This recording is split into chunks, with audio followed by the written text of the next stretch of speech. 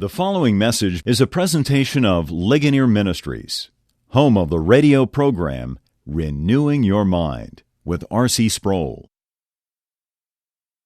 As we have been studying the doctrine of providence, we have looked at God's government over the heavens and the earth. And in the Scriptures, we are told that God's governmental providence extends to all things great and small. It extends to the rising up of nations and the pulling down of strongholds. It refers to the ordering of the entire cosmos, the heavens, the orbits of the planets, and so on.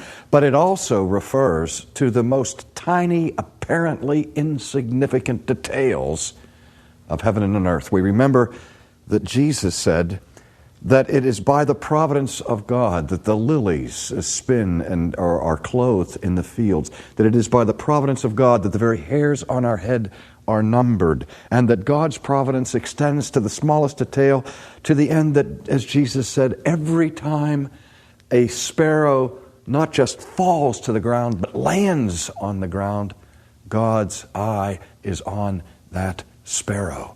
And the sparrow's landing is incorporated within the grand theme of God's providential government. Well, we are under the rule of human governments, and as I speak today, the Supreme Court of the United States of America is in session. It's considering disputes and conflicts of matters of law, and it is their responsibility, after gathering the evidence and hearing the arguments, to render a decision on a fine point of that law. But they don't just walk into their chambers this morning and make an arbitrary assessment of a situation and from the top of their heads come to a conclusion. But there is a massive tradition of case law and of precedents and of history that goes back to Great Britain and British common law, and before that back to Roman jurisprudence and to Greek concepts of law. But ultimately, the most important shaping structure for Western law today is found on Mount Sinai, when God delivered His law through the mediator of the Old Testament, Moses. And so even a cursory view of the history of the world reminds us that the events surrounding the Exodus of Israel, the events surrounding the giving of the law at Mount Sinai, are events that have shaped and formed and conditioned the whole future of civilization. Well, when we look at the origins of the story of Moses, we find a tiny detail that on the surface seems to be utterly insignificant, but under closer scrutiny and more careful examination, we discover is crucial to the whole of future history. Now, before we look at that particular detail, there's another element that I want to mention to you by way of background. Also, while courts are in session and parliaments are meeting, scientists throughout the world are busily engaged in their pursuit of examining the minutiae of the natural world. One of the most exciting developments in modern science is the movement that has been called, popularly speaking at least, chaos science. Now, chaos science is a little bit of a misnomer, because you hear the word chaos and what comes to your mind is a muddled, jumbled mess of things that has no order, no structure, no coherency. But chaos science is that movement in science that says no to chaos. It says that when things appear to us at first glance to be random or chaotic, that if we are more exact and careful in our gathering of data, in our observations, and in our experimentation, we can have breakthroughs where we will see a hidden symmetry, an order that previously had been disguised to us. One of the interesting elements of chaos science is the so-called butterfly theory. Perhaps you've read in the paper or heard on the radio something of the butterfly theory. It goes like this, that when a butterfly flaps its little wings in Norway, an infinitesimal change in the wind currents is brought to pass. I mean, how much wind is generated by the flapping of a butterfly's wing? It's almost totally imperceptible. But nevertheless, it happens. And this minute action of the butterfly in Norway changes the currents and the direction of the wind ever so slightly. But it will ultimately have an effect on the weather in the United States. So if you're frustrated with your weather forecaster's inability to be 100% accurate in their forecasts, blame it on the butterfly. Don't blame it on the poor, innocent radio person or television forecaster upon whom you're relying so heavily. It's these tiny details that when added together and marshaled in their consequences that bring about great events in history. Also from the chaos scientists that we learn that one of the most difficult natural phenomenon to forecast with any degree of exactitude is the flow of currents of water. If you just look at a little stream, just imagine all of the different vortices and eddies and swirls as the water moves and bumps against this rock and against that log and against the side of the bank here and there, and all of the different component motions that are taking place. Makes it next to impossible to predict how the current will flow with precision. I don't know what you do to amuse yourself when you're bored, but I remember having to walk to school every day and walk home from school every day as a child. And I would get bored on the trip. It was the same path that I took every day, the same route, and there was little to change the scenery. But I can remember on occasions where there had been a heavy rainfall, and the gutters along the street would be filled with water, and the water would be flowing down the hills and so on, that I would take a popsicle stick and drop it in the gutter. And I would be mesmerized as I would watch the flow of that popsicle stick to see where it would be taken as it rode the currents of the water in the gutter. This wasn't like watching an ocean liner set adrift in the Atlantic Ocean. This was just a popsicle stick in a gutter. Did you ever do that? I used to do that all the time. If I didn't have a popsicle stick, I'd drop a leaf, and the lighter the object that floated, the more it would be cast to and fro across the surface of the water, sometimes colliding with the bank, sometimes getting stuck on a twig or a branch or a rock. Well, the flow of water on one occasion in history changed the course of the world. It happened in Egypt, centuries, indeed millennia ago, when after the children of Israel had migrated south and settled in the land of Goshen and were treated as royal guests of Joseph, when Joseph died and time passed, a Pharaoh came to power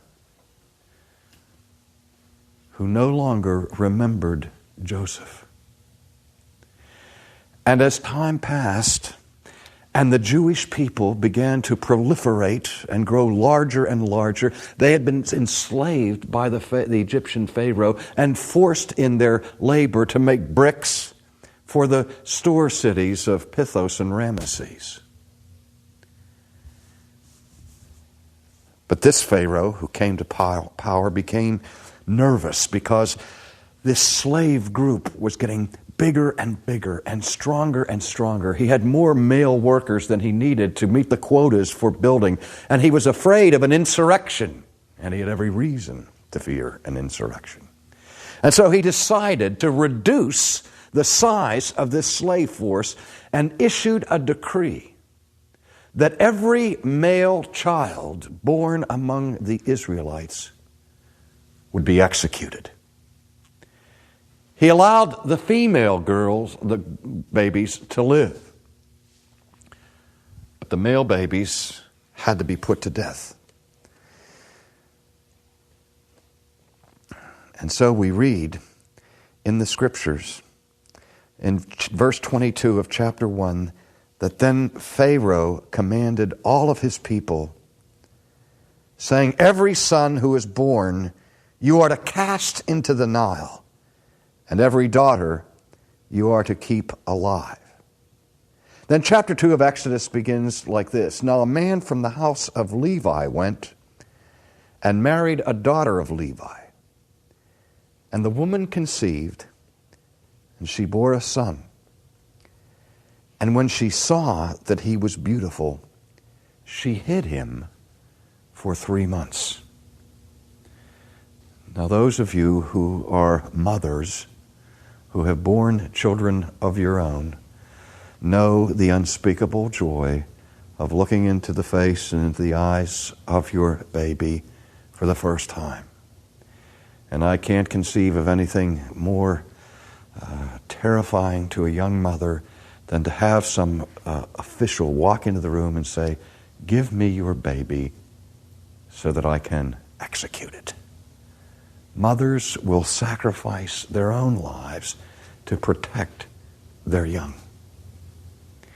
And this Jewish mother was no different. She was not about to volunteer the news of the birth of her son to the agents, to the police force of Pharaoh. She was not about to go down the street and deliver him to the troops and have them drown her baby in the river. She loved her son and saw that he was fair and saw that he was beautiful and radiant.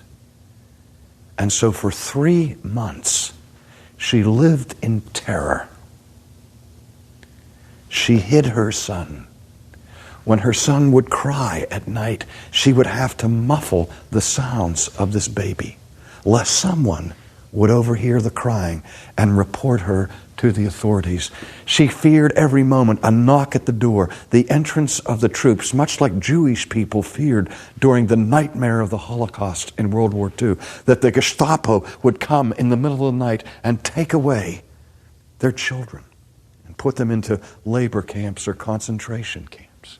The same fear was known in the villages of Russia during the murders of Stalin in the Ukraine. But in the ancient world, this peasant woman was able to hide her baby for 3 months from the inquisition of Pharaoh. But as each day passed and the child grew stronger and older, the task of hiding him became all the more difficult. And rather than having her fears assuaged, they were intensified. And she was in a quandary. How can I continue to protect my son? And verse 3 of chapter 2 of Exodus tells us her solution. But when she could hide him no longer, she got him a wicker basket and covered it over with tar and pitch. Then she put the child into it and set it among the reeds by the bank of the Nile. She built a vessel of flotation for her son. A vessel that would protect him from the elements, that would protect him from sinking into the water and drowning. Her care extended to covering the seams of the basket with tar and with pitch, lest this little basket would spring a leak and it would sink. In other words, friends, she did everything in her power, everything that she could do to exercise her providence over her son. She did everything that was humanly possible to provide a future for her baby. And she realized that if she kept her baby at home, there would be no future for him.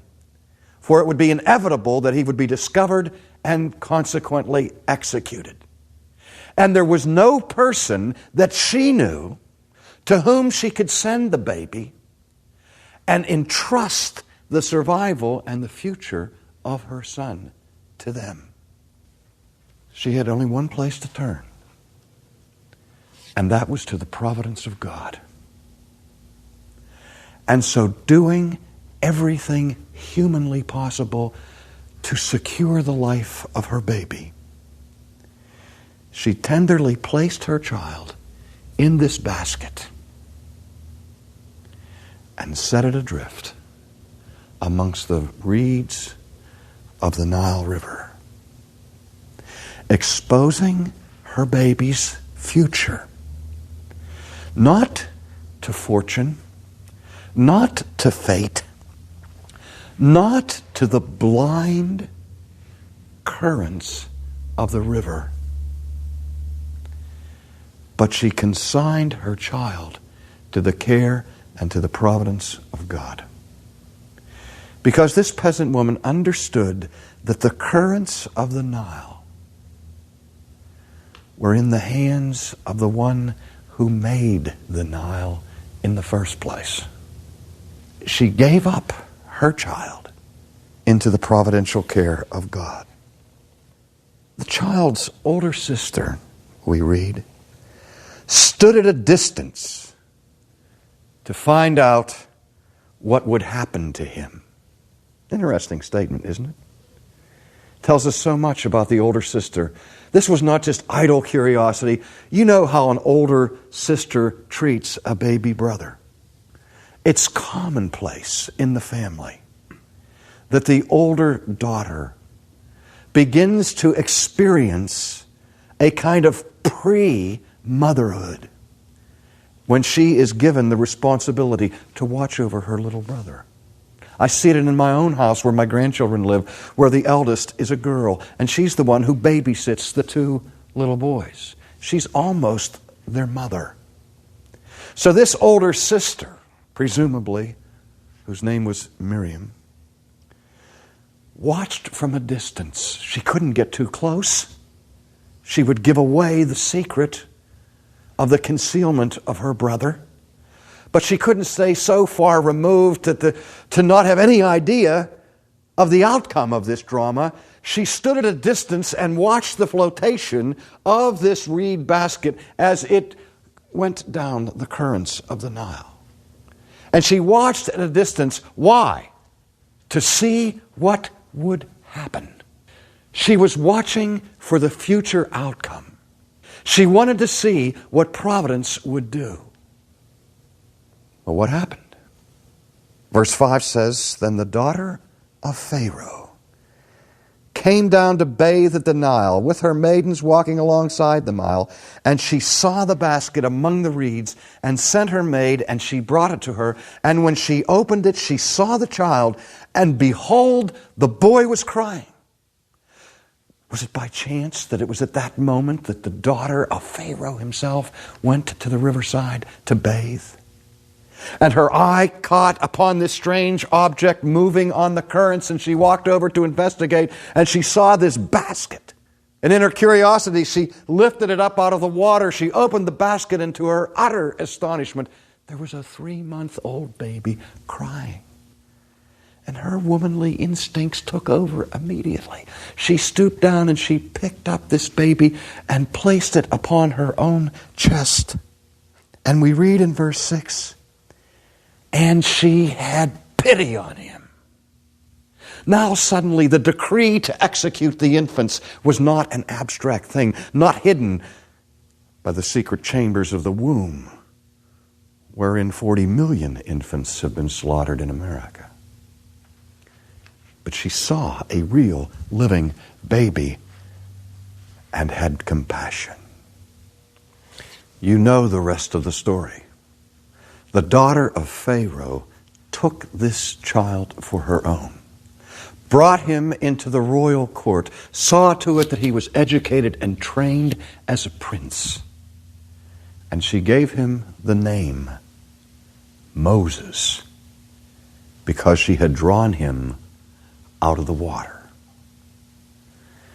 But it was not the hand of the princess that saved Moses.